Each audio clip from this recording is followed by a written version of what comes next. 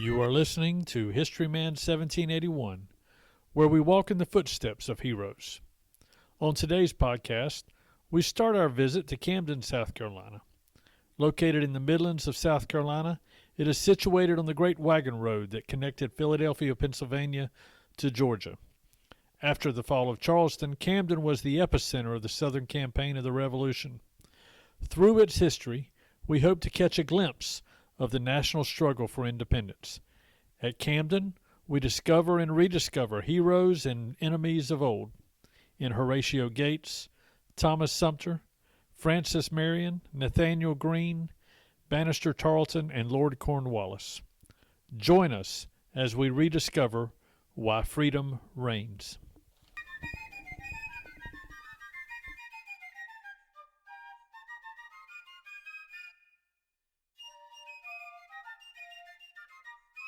Today's podcast features a look at the history of Camden through the voice of Rick Wise, the Education and Volunteer Coordinator of the museum.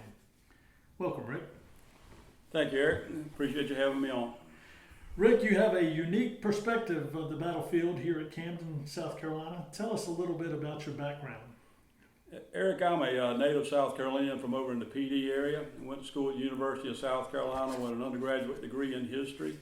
I got my commission in the Army while I was in graduate school, getting a master's in education. And instead of teaching and coaching, I chose to go active duty in the military. Had a kind of exciting 23 years doing this, that, and the other in the Army. And when I retired, I ran the Troops to Teachers program here in South Carolina. And now I'm doing something that I want to do. I'm actually working on a master's in military history. And the opportunity came to come over here to historic Camden and do a few things with history that I love. And so here I am. So your background in the military, just for our listeners, you have some background in artillery, is that correct? That's correct. Okay, tell us a little bit how that plays into your role here. For our listeners, having sat in on several of your talks, you're able to set up the battlefield in a way that maybe the novice who hasn't been in the military or hasn't been in artillery, for instance, can understand. And you bring that to the table, and it just makes for a very vivid presentation for the audience. Tell us a little bit about how your background plays into what you do here. One of the things about being a fire supporter is that you have to be in tune with what the maneuver guys are doing. That's the armor and infantry folks. Particularly what I've done throughout my younger life and in my military career is I've studied military history. And one of the things that I do is you look at the components of how the military fights and that sort of thing. It changes from era to era. But the thing that I really appreciate is the fact that soldiers over time really have not changed. And really what I try to do is bring out that what took place here in the battlefields at Camden and other places are really, it's the history of people and what they did in unique circumstances. So when you say soldiers really haven't changed, what are you talking about? Well, from a standpoint of leadership, soldiers for the most part, I forget what the number is, it's somewhere between 75 and 80 pounds that soldiers have always carried throughout military history, whether it be a Roman soldier, a soldier from the Revolutionary War or in World War II. Soldiers go through the same types of physical and psychological stress on whatever the battlefield may be. The weapon systems change. The tactics change, but physical combat generally does not when you get down to it. Even though we're now in an electronic age where folks can get hit from a Hellfire missile that's launched from a drone, still somewhere out there is a guy that's wondering if that's actually going to happen. So that affects you psychologically and physically. So tell our listeners how Camden came to be and what they will find when they come visit here. Well, Camden itself, if you look at it, is in a unique geographical location. If you go back prehistoric times, where we are here in Camden would actually be out in the Atlantic Ocean. The ocean actually went all the way up into the Columbia area, so we would be some 40 miles out to sea here. And as the waters receded, it left wide navigable rivers to our east, the PD, the Santee, the Edistogue river basins. But here in Camden itself, you would have kind of where you would have the headwaters of the Wateree River. You have Catawba comes over in this area, but they really don't connect. And consequently, what would happen is you would have to take your boat from one river to the other. What that then made was you had to have some form of an encampment, and then an encampment would become a village. And the next thing you know, you have folks that are here in the general Camden area. We do mark the fall line of the state that separates the upper country from the low country with flatter elevations. And as you're here at the fall line, another geographic feature that really helped bring people to Camden was the fact that you had what was at one time the Great Warrior Trail, which was the Indian trails that led the Native Americans from one village to another. Later on, that road widened. Here it was the Waxhaw Road that goes up to Waxhaw up on the North Carolina border. But additionally, it became the Great Wagon Road. Now, various stories about the Great Wagon Road. Going to the south from Camden, it would take you all the way to Augusta, with one fork taking you to 96, which is, of course, from 96 miles from Fort Prince George in Cherokee Indian Territory. And going to the north, you would go into North Carolina, across the Yadkin River, up the Shenandoah Valley in Virginia, into western Pennsylvania, and all the way to Philadelphia. As a matter of fact, some visitors from Pennsylvania a few weeks ago here informed me that the road up there is called the Carolina Road. Wow.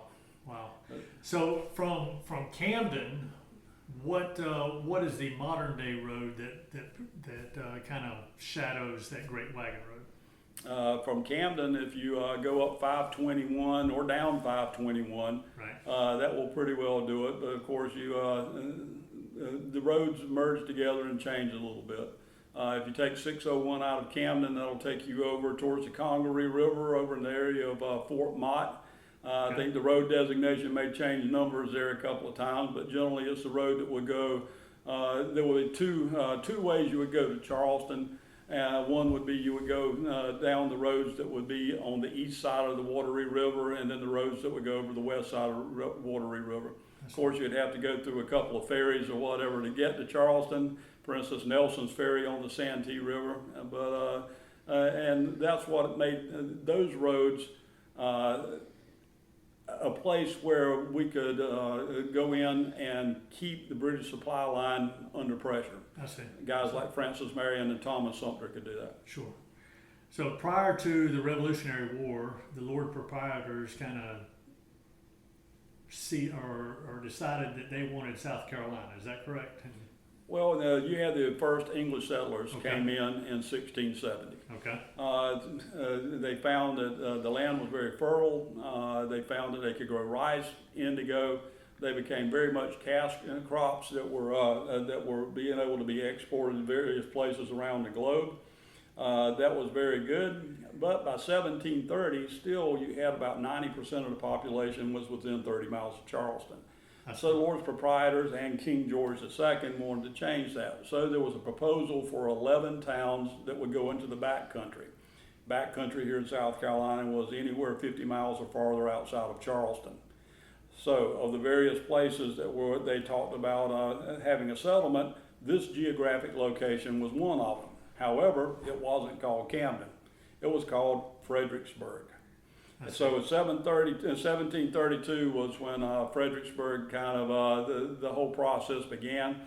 Camden became eventually the oldest. It was the oldest continuous backcountry town? Yeah, it was the oldest continuous backcountry town that began around 1732. I see. You had Irish Quakers come in around 1750, and as Camden itself began to be developed, the initial group of folks here, we think around 1750, there were 32 families. I see. And 17 taverns. Okay, but and people will look at, oh my goodness, there were 17 taverns. That's a pretty significant amount. Well, it was a trading spot. Well, it was a trading spot, and you had a lot of folks coming through here. So the 17 taverns, what you have to look at from that perspective, is that taverns were like Holiday Inns on steroids. I see. You could have your horse taken care of. You could get a meal. You could get something to drink. You could meet the locals because they would come to the tavern to get the local news and the news of travelers coming through. And oh, by the way, when you shut down the bar back then, hey, that meant that you went to sleep there at the tavern. I see. Okay, so if you look at the size of a tavern, for instance, McCaw's Tavern we have here at historic Camden, it's about a 3-4 room house is really what it is. So from that perspective, what you're having is folks are spending the night in a 3 or 4 bedroom house. Therefore, you had to have several of them to be able to house the number of travelers that were coming through. I see. So having gone into that house, describe that house/tavern that you have on site here at Camden. McCaw's Tavern, as we have developed it, is actually a historic home from inside Camden circa about 1820. Dr. McCaw and his family lived in the house, and then later on the house itself was donated to the Historic Camden Foundation. As we brought it together and tried to develop it into its current presentation, what we wanted to do was show it as a tavern. Dr. McCaw's father actually owned and operated a tavern in Camden circa 1794. So if you see the sign out front, McCaw's Tavern, 1794 with a parrot on it. Okay, so what we wanted to do is be able to use it for events, be they events like parties, birthdays, wedding anniversaries, all sorts of things we can host here. But moreover, what we try to do is give it a presentation of what a tavern would have looked like somewhere around the turn of the 17 and 1800s. So the term bar came from the way that tavern was laid out, correct? That's true, because if you look at the bar that we have at McCaw's Tavern, actually it's called a cage bar. There was a cage on it, pretty much like the bars of a cell. The idea was if you're spending the night, you don't know who the people are that you're spending the night with, so for a nominal fee, the tavern owner would help secure your valuables behind the cage bar. So what they would do is lower the cage portion and then close the door and lock it. And of course the alcohol was kept behind there too. That way people didn't sleepwalk and get drunk at the same time. But anyways, so by necessity, you wanted to have that cage bar concept. Well, I'm not sure how many of the listeners out there have closed down a bar lately. They let you close it down, but they don't let you sleep there. Well, when it got to the point where taverns where you no longer were allowed to sleep there, then there was no need for the cage portion of it. So the cage went away, leaving the bar itself. Very good.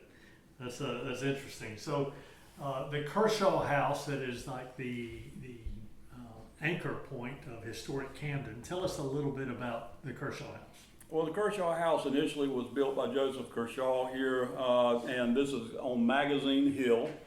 And oh, by the way, Fredericksburg that I talked about initially, they changed the name to Pine Tree Hill. But when this house was built, circa 1777, Joseph Kershaw had helped change the name one more time from Fredericksburg to Pine Tree Hill to Camden. The location was named Camden after Charles Pratt, who was Lord Camden, who was very much a proponent for colonial rights in Parliament. So in 1777, Joseph Kershaw, who was really a founding father for Camden, this guy had it going on. He did a little bit of everything. He first came in to America somewhere around 1758. He was from Yorkshire, England. He worked for a mercantile company in Charleston. When Joseph Kershaw came into Pine Tree Hill, he established a mercantile store. And the mercantile store was sort of like a 1700s Walmart. But then he looked around and he noticed that the people weren't growing wheat. So he taught them how to grow wheat. Well, if you got wheat, if you want to make flour, then you have to have a mill. So he helped them develop a mill to be able to grind flour and cornmeal. Okay, the next thing is he looks around and you need to have bricks to build chimneys and those sorts of things. And then you need to have a sawmill so that you can have lumber to build the town. And he had a brewery, a distillery. So he had lots of things going on. His brother Eli goes over to Cheraw and opens up a store, though I'm understanding it wasn't as successful as the one over here. So Joseph Kershaw has all these things going on. Not only that, he is the man about town. He's the mayor, he's the sheriff, he's the colonel of militia. So if Joseph Kershaw is not involved with it, it's kind of, not really happening, I guess. But when you get to 1777, he builds this house on the top of Magazine Hill. And it's a beautiful house, it's big, you can tell that he's wealthy. Why? Because it's got all these glass windows, and glass windows are taxable. So if you see a lot of glass, you know the guy's got the money to be able to afford it. Wow. So the house is being built in 1777. It is not complete in 1780 when the British get here. My understanding is even when the British were here, they never put banisters on the stairs inside the house. And when the British got here, one of the things we understand is they came to the town, and a delegation probably met them, saying that they would not cause trouble. They were relegated to their homes, and a column rode up Magazine Hill. And Sarah Kershaw and her 8 children probably came out on the porch to meet them. The adjutant would have dismounted, and with Lord Cornwallis and other folks there, the adjutant would have stated, in the name of King George III, we claim this property in the name of the king. Step aside.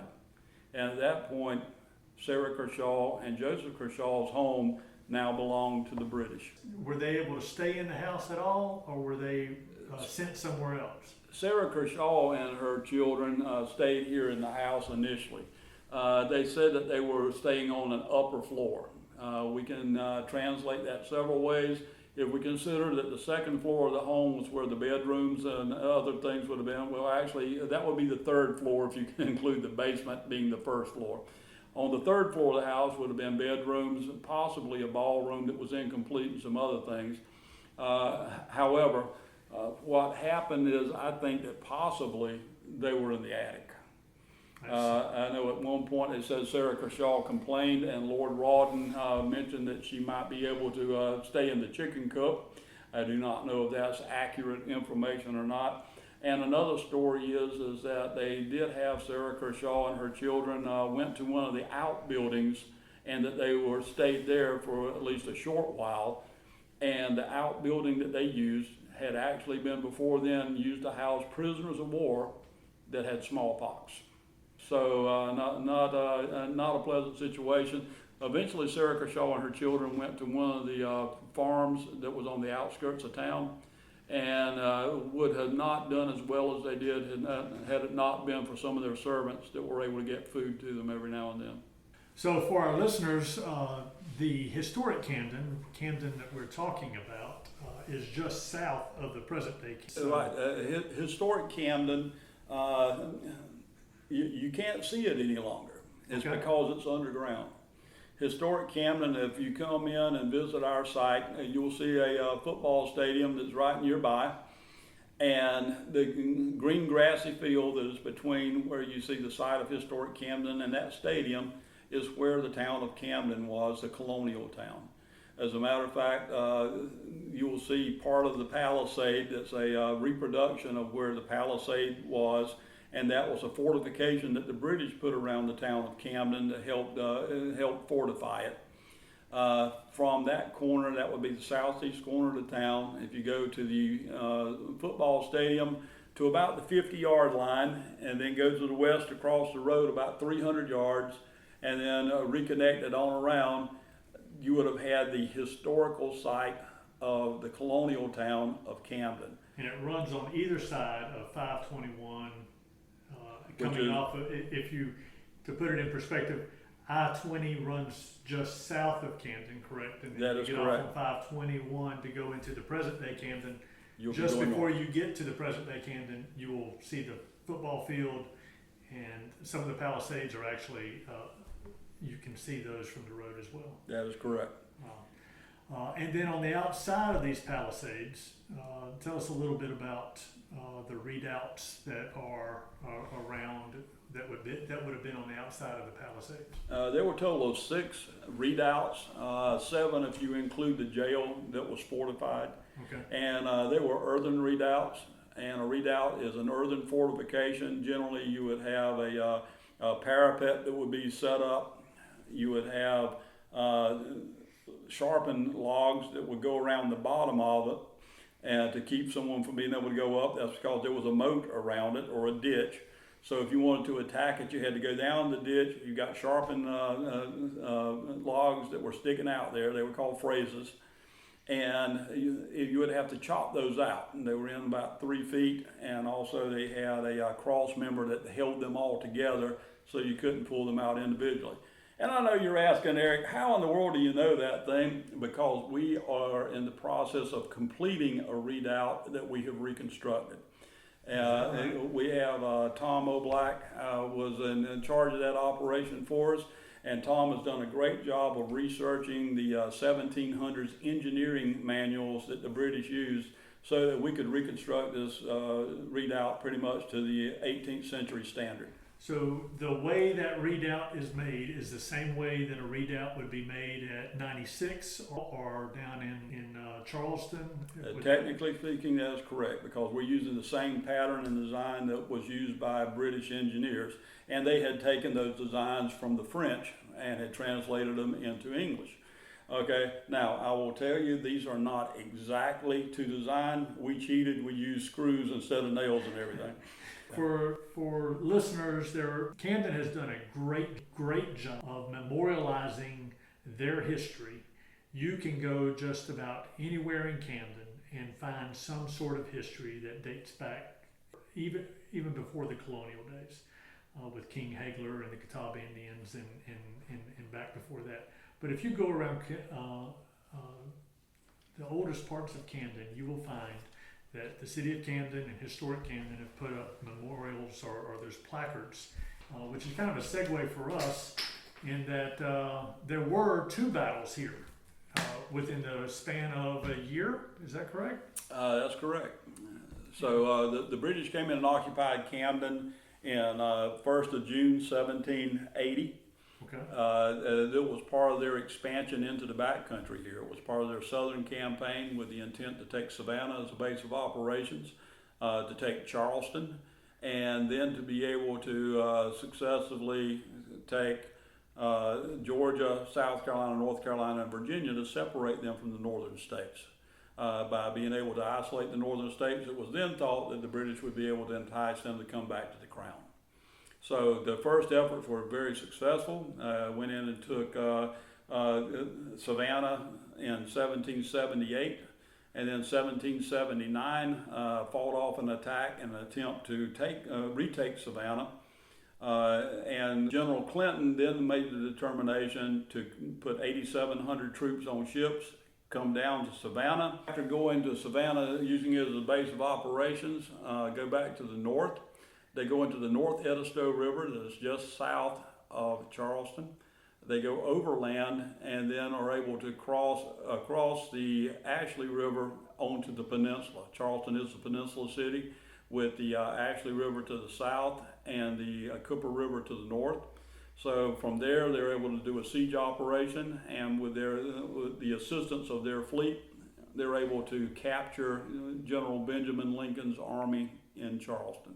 Capture approximately 5,000 men and all their weapons and artillery. And then they followed that up. There was a contingent of troops that were coming in to relieve some of the Continentals in Charleston under Buford, correct? That's correct.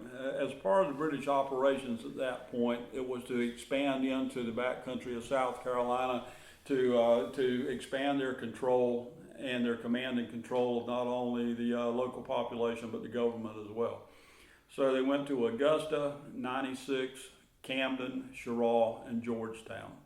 As a part of their moving out into that part of the country, they received intelligence that Colonel Buford, who had a couple of battalions of Continental troops that had been on the march to go and help the folks in Charleston, that they had heard that Charleston had fallen and were retreating back to North Carolina.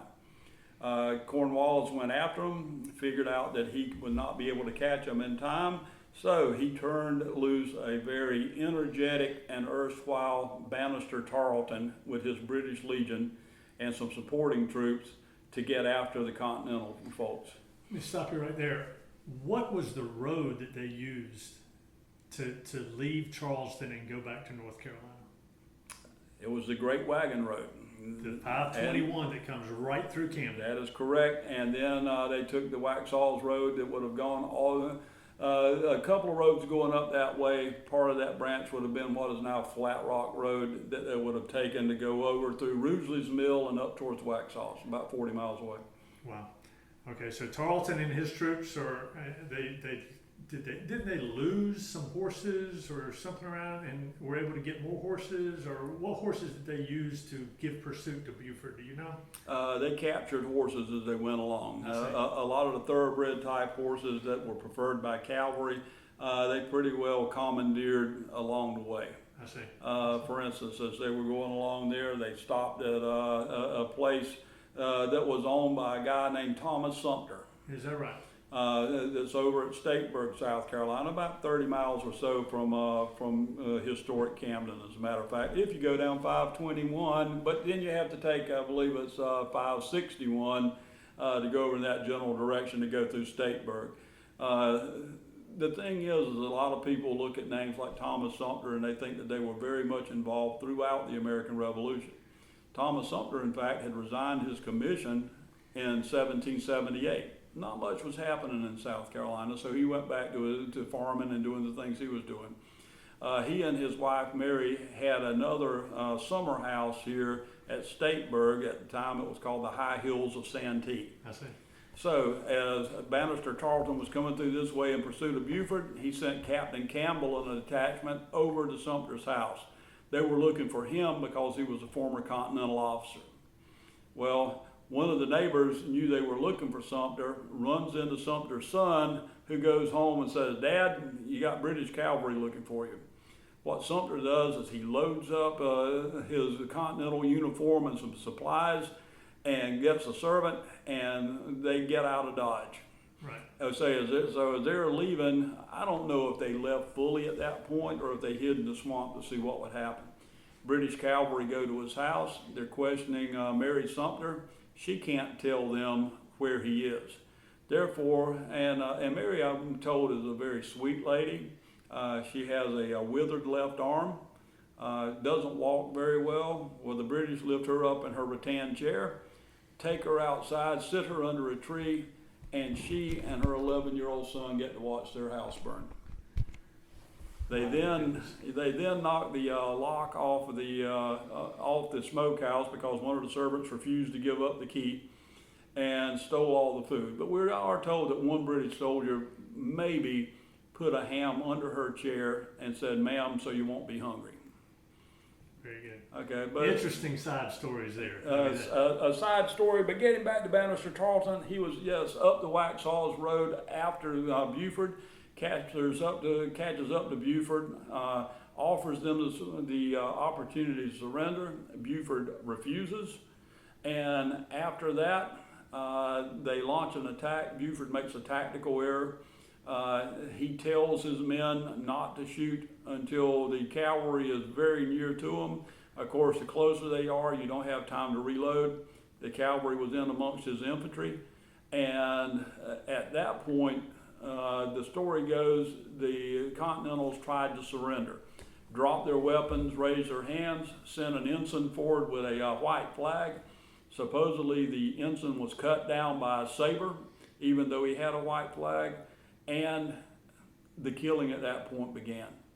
There were supposedly 113 of the Continentals were killed, 150 wounded. Now this is compared to, yes, the British took some casualties, particularly from the one volley that the Americans were able to put out there. But still, the casualty rates, I'm not remembering off the top of my head, but was extremely low, something like 4 killed and 18 wounded for the British versus the casualties, I just said 113 killed, 150 wounded. And those wounds are primarily bayonet and saber wounds. And that doesn't include those who died of those wounds. That is correct. Afterwards, up to a week, 2 weeks later. That is true. As a matter of fact, there's one story, one of the officers who was bayoneted 23 times. My goodness. That he was laying there prostrate or prostrate. Let's try that again.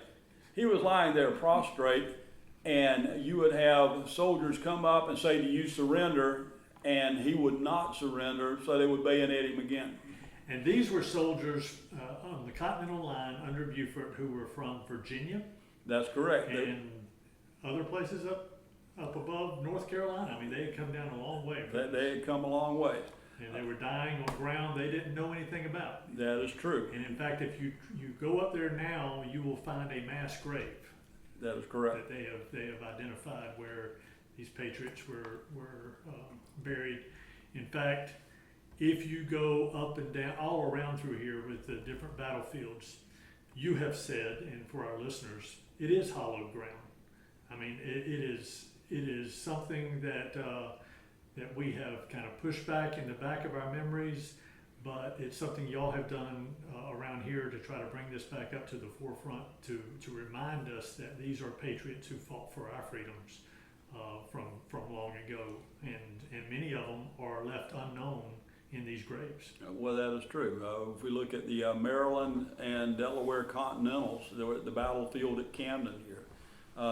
Very much folks that came here to support us in the war that was going on in South Carolina. A few people seem to realize that South Carolina had more battles and engagements in the American Revolution than any other colony.